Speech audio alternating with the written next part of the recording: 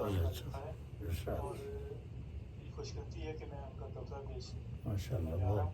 इसके बाद इंशाल्लाह हम डॉक्टर शबीर अहमद काजी साहब का तोहफा लेंगे और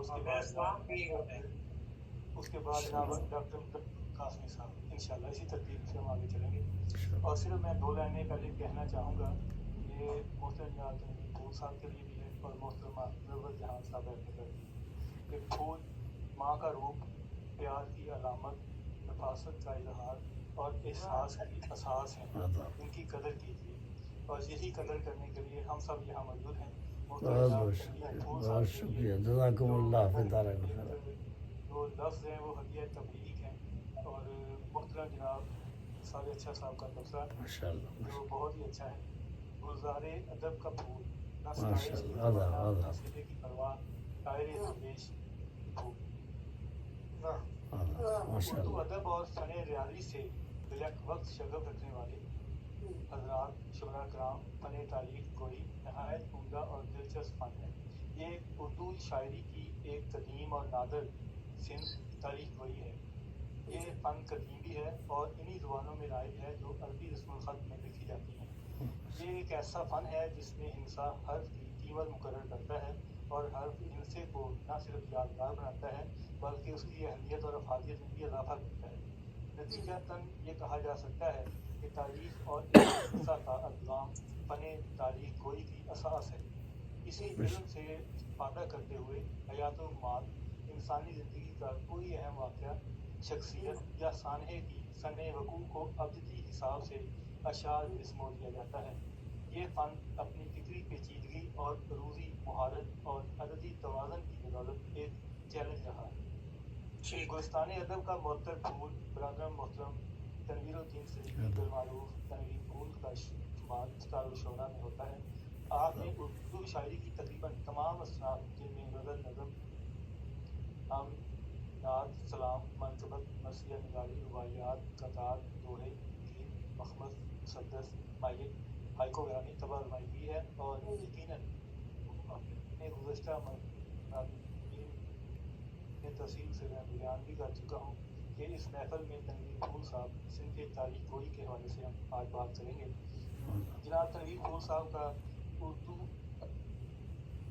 अदब के हवाले से जो जिक्र है वो बड़ा सीनियर और मुतबहिन वो असनाफ़ सुखन में तबाज़माई करने के अलावा उर्दू शायरी में अदद, तारीख़ और अल्फाज को ऐसा मजबूत तरीके से पेश करते हैं कि फ़न तारीख़ गोई जैसे दकीक फ़न को भी आम, अहम और दिलचस्प बना दिया गया है। उनके कतात में तारीख़ी शऊर, तहरीरी रचाओ और लिसानी महारत नुमायाँ है। असर हाज़िर में जो शोरा फ़न तारीख़ गोई में यकता हैं उनमें मोहतरम जनाब तनवीर फूल साहब का नाम यकीनन सरे फहरिस्त है और उन्होंने अब तक तारीख़ गोई के हवाले से लातादाद कतार कहे हैं जो इस सिंफ का जिंदा सबूत है कि ये फ़न आज भी जिंदा है और रिवायात और जिद्दत के संगम पर मौजूद है। तनवीर फूल साहब ने अबजदी निज़ाम में महारत का इजहार करते हुए कतात तारीख़ में ऐसी लफ्ज़ियात इस्तेमाल की हैं जो न सिर्फ फसीह और बलीग हैं बल्कि वो मतलूबा हिजरी और इसरी तारीख़ों से भी हमआहंग रहती है। ये महज रियाती तवाज़न नहीं है बल्कि ज़ुबानो बयां और वज़न का भी चैलेंज है जिसे शायर ने बड़ी खूबसूरती से निभाया है।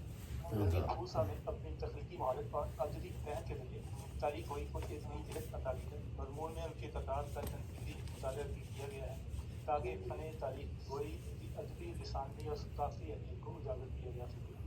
तनवीर फूल ने अदबी और शायरी में अदद, तारीख़, अल्फाज को ऐसा मरबूत पेश किया है कि फ़न तारीख़ गोई जैसे दकीक फ़न को भी आम और दिलचस्प बनाया है। उनकी नस्र व नज़म में तारीख़ी शऊर, तहरीरी रचाओ और लिसानी महारत बड़ी नुमायाँ है। उर्दू शायरी में गज़ल, नज़म, कसीदा, मरसिया वगैरह के मुकाबले में फ़न तारीख़ गोई को अमूमन सानवी हैसियत रही है, मगर ये हकीकत है कि ये सिंफ लिसानी, रियाज़ी, फ़िक्री नुक्ता आफ़रीनी और अरूज़ी तवाज़ुन का एक ऐसा हसीन इम्ज़ाज पेश करती है जो असनाफ़ में कम कम देखने को मिलता है।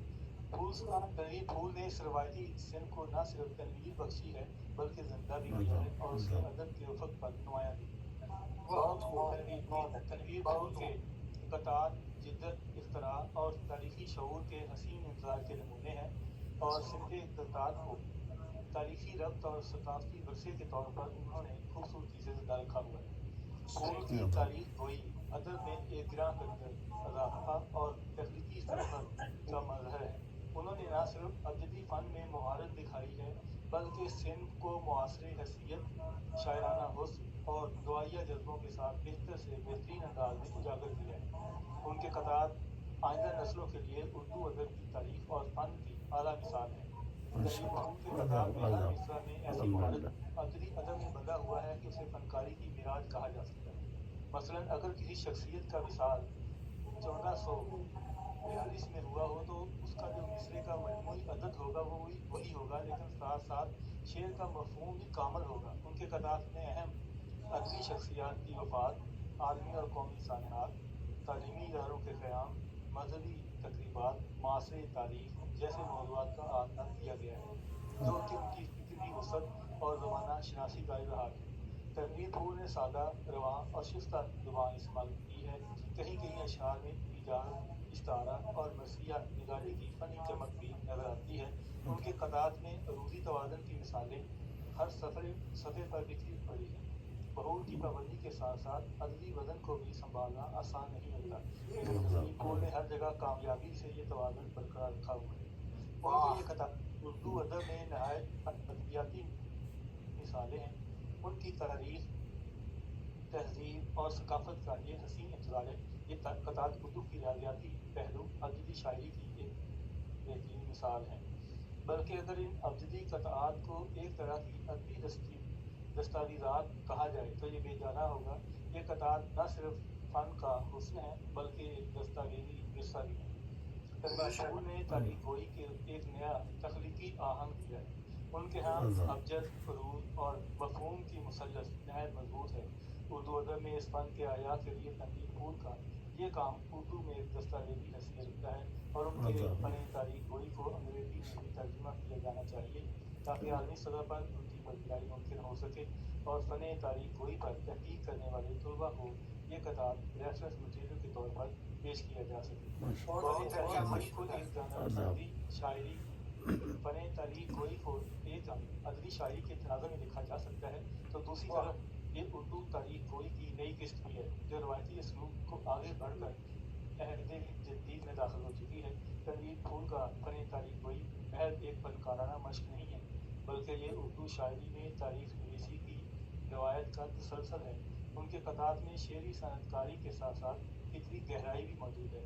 ان کا کلام آنے والے محققین، نقاد اور دوسرے شعراء کے لیے ایک زندہ مثال اور ترغیب بن سکتا ہے.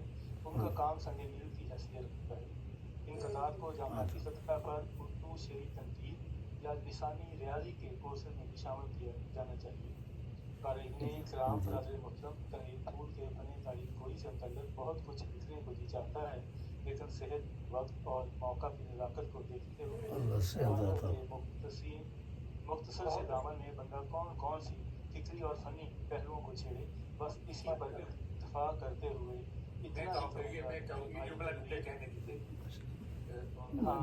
یہی میں کہنے لگا تھا کہ جناب آپ کے جزاک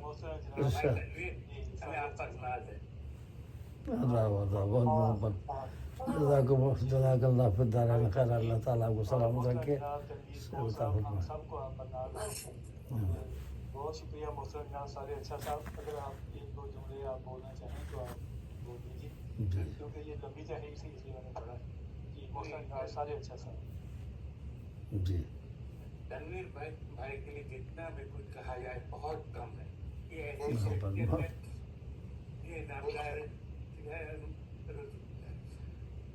میں نہیں کہہ سکوں گا، رب نہیں رہے گا کہ مجھے بس یہ کہ یہ بہت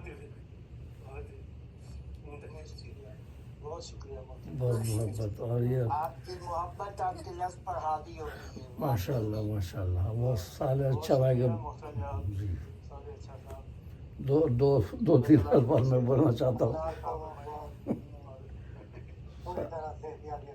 جی جی